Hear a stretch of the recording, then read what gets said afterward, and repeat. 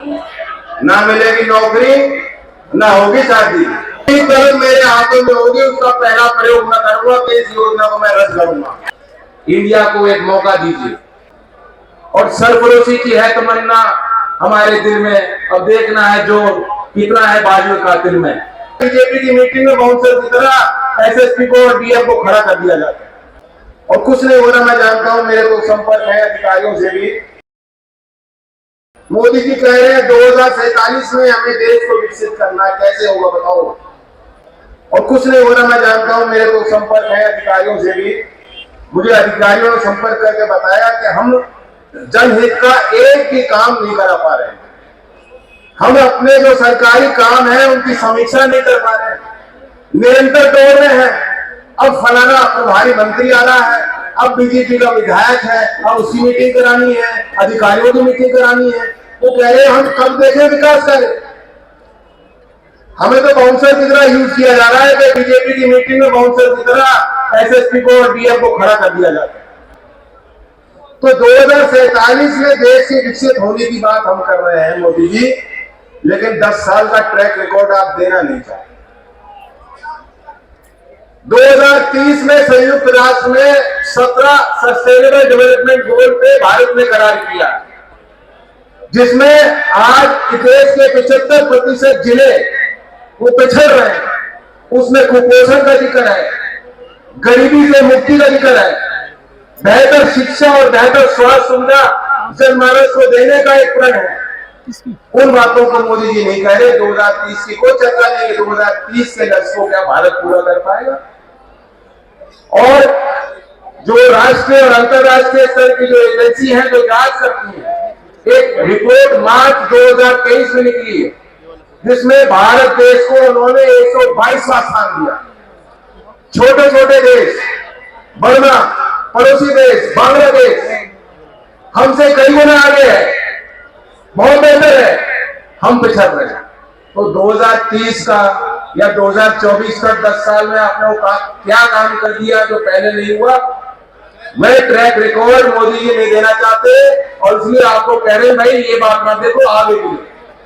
अब 2047 तो मैं तो हाथ जोड़ के नौजवानों से कहूंगा इनसे छुटकारा आप ही दिला सको। नौजवान ये तय कर ले, जात पात और धर्म के आधार पे जो बात आज लोग कर रहे हैं इसमें कुछ नहीं रखा। नौजवानों को अपने मुद्दों को आगे रखना होगा। हमने वो समय देखा है जब देश आजाद नहीं था और सरफरोशी की है तमन्ना हमारे दिल में, अब देखना है जोर कितना है बाजू कातिल में। इन बातों को अपने दिल में रख के लोग कुर्बान होने के लिए आगे गए, नौजवान गए, नौछावर हो गए, कुर्बानियां की हैं।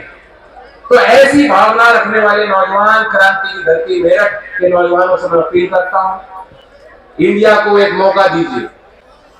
जो रोजगार के क्षेत्र में आज हम लोग खुल के आपके लिए बोल रहे हैं, आप मौका देंगे तो काम भी करें। मेरी पहली प्राथमिकता होगी अगर केंद्र में हमारी सरकार बनती है और इसमें सारी पार्टियां शामिल है और साथ है और सहमत है कि ये जो अग्निवीर नाम की फैसिलिटी योजना केंद्र की सरकार लाई, मोदी जी ने थोपा है नौजवानों के ऊपर। कोई नौजवान नहीं चाहता इसको। जब केंद्र की सरकार बनेगी तो जो भी कलम मेरे हाथों में होगी उसका पहला प्रयोग मैं करूंगा कि इस योजना को मैं रद्द करूंगा।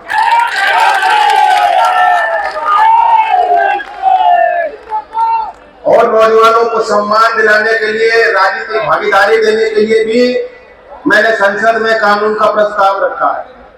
कांग्रेस पार्टी हो, और बल्कि मुझे याद है कि दिल्ली में हमने बैठक की, उसमें आरजेडी के और समाजवादी के और सभी जो हमारे दल आज यहाँ बैठे हैं, एनसीपी के नेता वहां मौजूद थे और मेरे साथ थे। जब मैंने बात रखी कि देश में आप 21 साल में नौजवान शादी कर सकता है, वो पिता बन सकता है, वो मां बन सकती है, बच्ची 21 साल की उम्र में वोट कर रहे हैं, पार्षद बन सकते हैं, प्रधान बन सकते हैं, अधिकारी बन सकते हैं, आप अपना व्यापार बना सकते हैं और लोगों को 21 साल की उम्र के बच्चे आज नौकरी भी दे रहे हैं। आप खिलाड़ी के तौर पे देश के लिए सम्मान हासिल कर रहे हैं, लेकिन चुनाव नहीं लड़ सकते एमएलए का। एमपी बनने तो दूर, एमएलए भी नहीं बन पाओगे। तो मोदी जी तो गारंटी देते हैं कि एक ही गारंटी है नौजवानों। सबसे पहली गारंटी मोदी जी की क्या है? ना मिलेगी नौकरी, ना होगी शादी।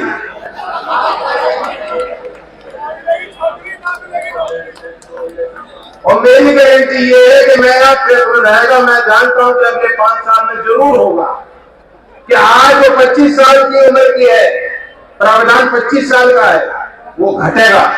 और अगर आप 21 साल में वोट दे रहे हो तो 21 साल में चुनाव लड़ने की छूट भी नौजवानों को हम लोग दे रहा है।